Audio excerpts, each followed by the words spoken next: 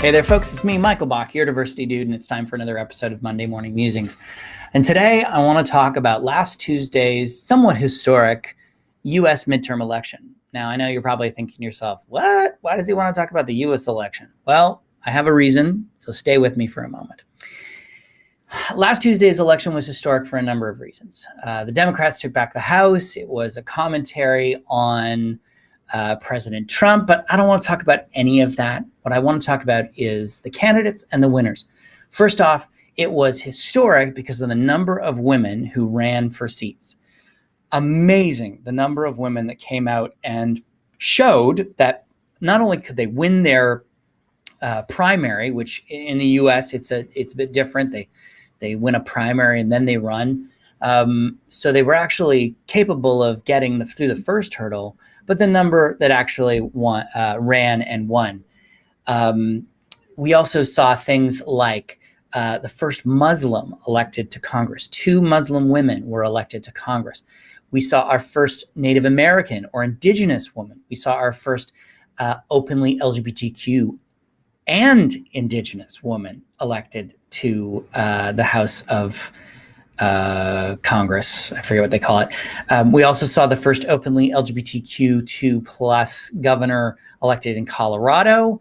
And we saw the first woman elected to the Senate in the state of Tennessee.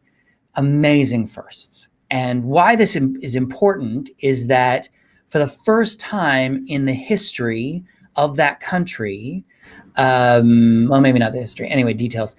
The representatives, the Congress people, look a lot like the people that they're serving. And so now they will have a difference of perspective in the House. And that's what we want to see. We want to see some diversity of thought. We don't want to see everybody thinking the same. But it got me thinking about a local election here in Ontario that happened recently, and that's the city of Brampton. So in the city of Brampton, it's 73.3% racialized or visible minority. So I looked at the candidates and I looked at the winners. For the regional councilors, of which there are 5, there were 11 candidates that were white and 15 that were racialized. And only 1 of the 5 winners is racialized, and they're all men. In the city council, which includes the mayor, there were a total of 49 candidates. 37 of them were racialized. And that looks a little better because 3 of the 5 candidates are, 3 of the 6 are racialized, and 2 of those racialized candidates are women.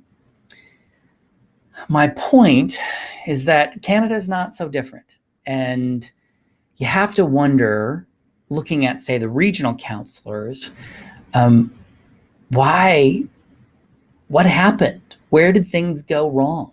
Why does that population not look like the people that they're serving? Food for thought. Canada is often viewed as this nirvana for diversity and inclusion. But the fact of the matter is, we're not always.